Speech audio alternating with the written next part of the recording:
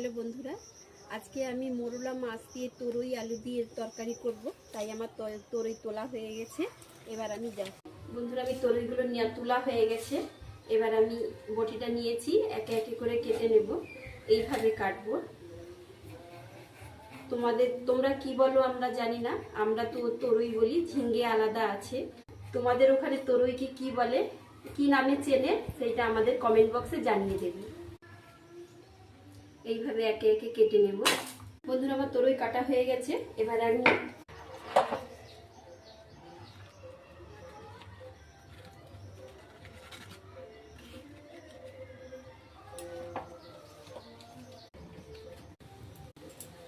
কাঁচা মোরলা মাছেরই রান্না করব। তার জন্য আমি আগে থেকে নুন মাখিয়ে রাখা ছিল।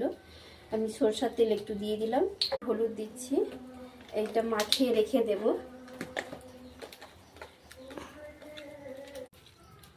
আমি এর মধ্যে তেলটা প্রথমে দিয়ে দিচ্ছি, সরষের তেল। তারপরে দিচ্ছি দুটো তেজপাতা, তারপরে দিচ্ছি গোটা জিরা দুটো, তাই জন্য ফোড়ন দিচ্ছি কাঁচা লঙ্কা দিয়ে একটু নাড়াচাড়া করবো। পাঁচ ফোড়ন দিয়ে দিচ্ছি। মধ্যে আছে এই মশলার মধ্যে আদা, জিরা, পোস্ত বাটা, পেঁয়াজ বাটা সবটাই দিয়ে দিচ্ছি।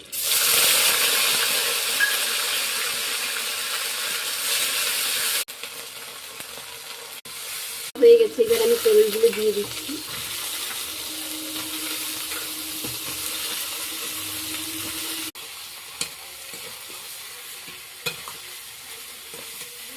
ঢাকা দিয়ে দিচ্ছি।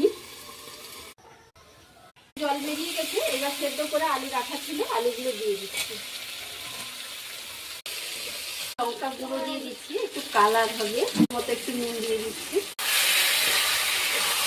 সরষের তেল মাখানো, নুন হলুদ মাখানো মোরলা মাছগুলো ছিল, এবার দিয়ে দিচ্ছি। কাঁচা মাছ যেহেতু, ওই জন্য আগে থেকেই একটু দিচ্ছি। নাড়া জলটা দিয়ে দিচ্ছি। জলটা দিয়ে একটু ফুটেই নামিয়ে দেব। ঘি খায় না, তাই জন্য দিলাম না, একটু গরম মশলার গুঁড়ো দিয়ে দিচ্ছি। এবার আমি নামিয়ে নিচ্ছি।